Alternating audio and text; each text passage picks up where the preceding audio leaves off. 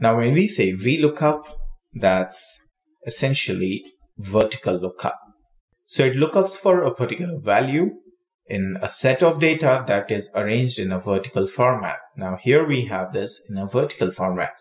And let me show you how this works. So we have VLOOKUP, lookup for what?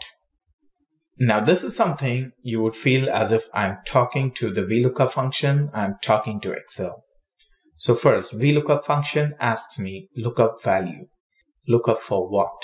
I say lookup for 72.5, and then when you hit comma, the next thing it asks for is table array. In other words, VLOOKUP is asking, where should I search for it? So I select this entire list over here. I could have also selected just one column, but I need the grades, and grades is in the second column. So we select the entire list here, and next, if I hit comma, it asks for column index number. It's as if VLOOKUP is telling me, okay, in this given list over here, if I find the number that you're looking up for, what should I do? Which column value do you want me to return?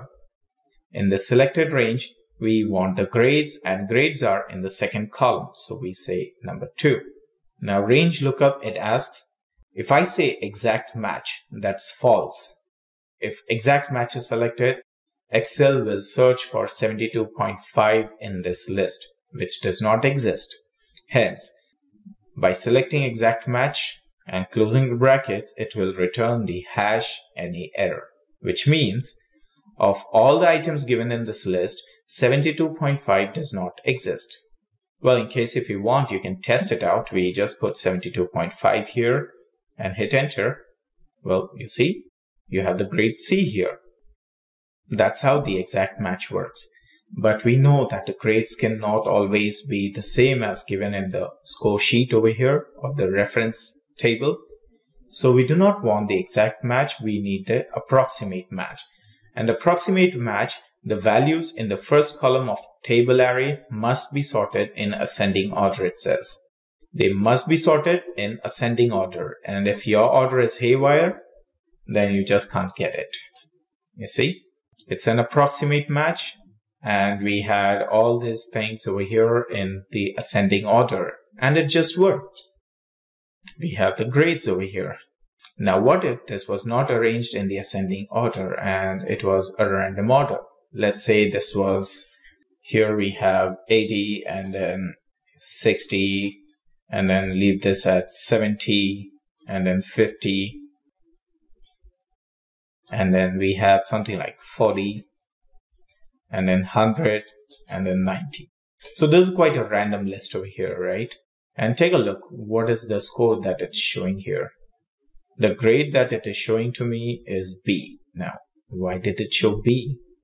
40, it didn't make sense. 50 should have shown the D grade at least, D or maybe F grade, something like that.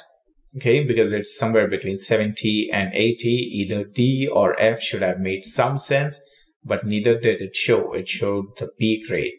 That's the value which was in the list, the last most value over here that we had. Okay, it did show the corresponding results, and many a times you will not find any logic over here. So let me undo this.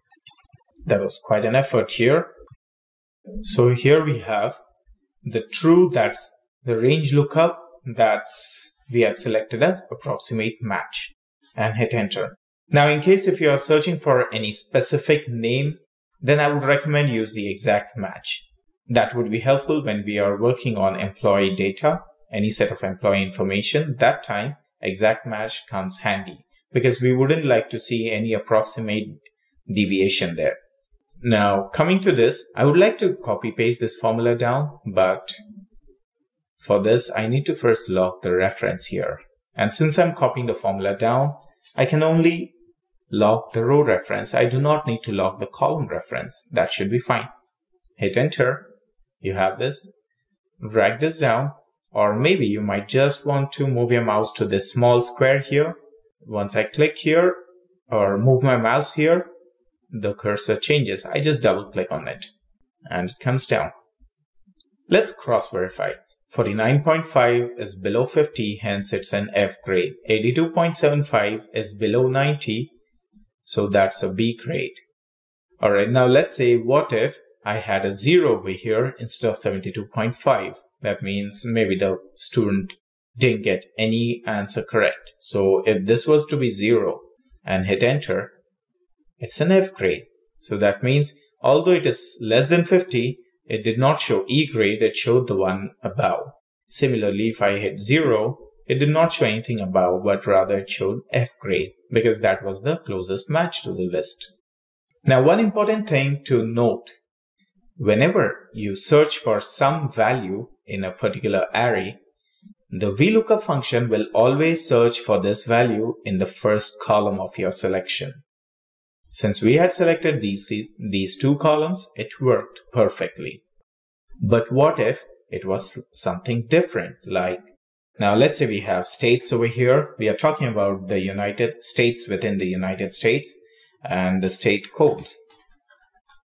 Now, let's say I have Washington, DC, and the state code is DC. Let's expand this list and fix the spelling here. State codes. We have DC, and then we have California, and that's CA, and Illinois, that's IO, New York, that's NY, and then we have Pennsylvania, and we call it as PA. That's the code for this. I guess we have a decent amount of list over here. We do not need to venture further.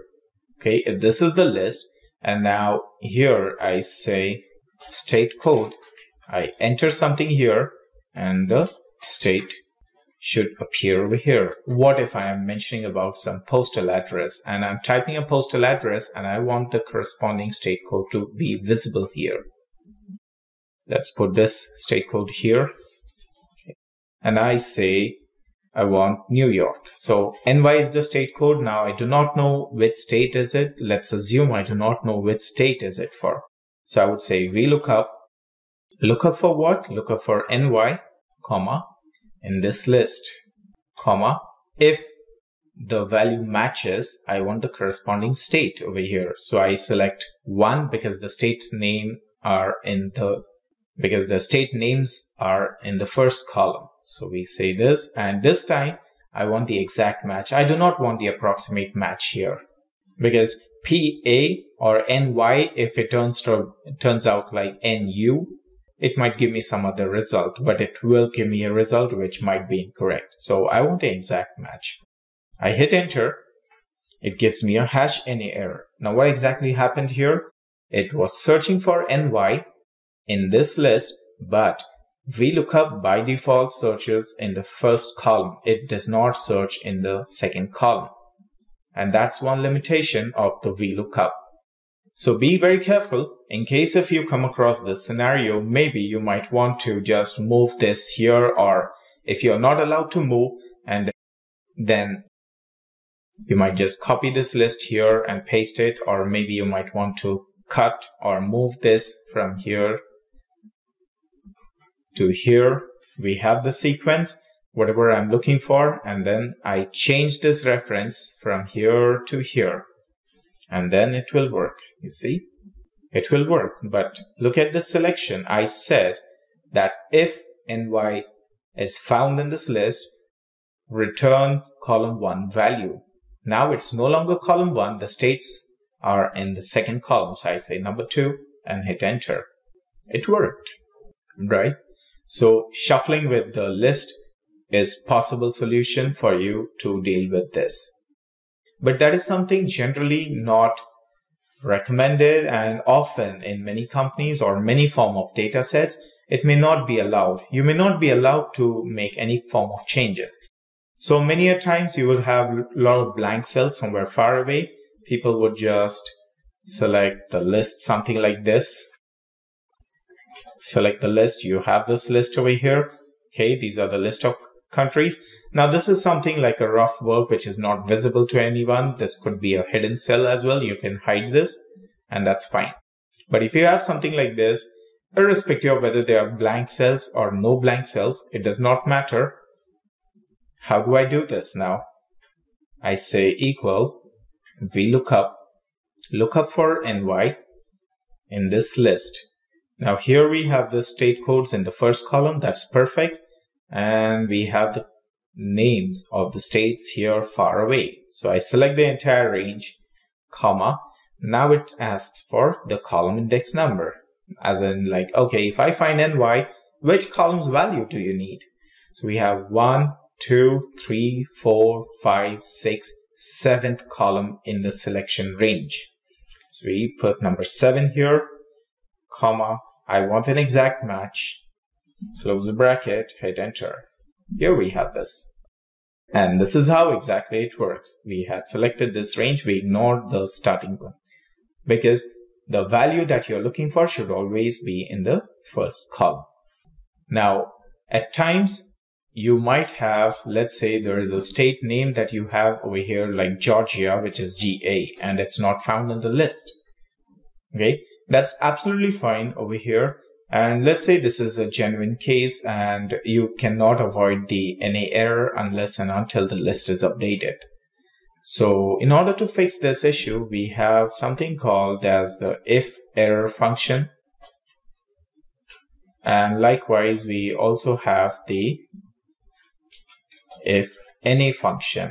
And these functions can help you work or return values the way you need them to present in case if there is this error.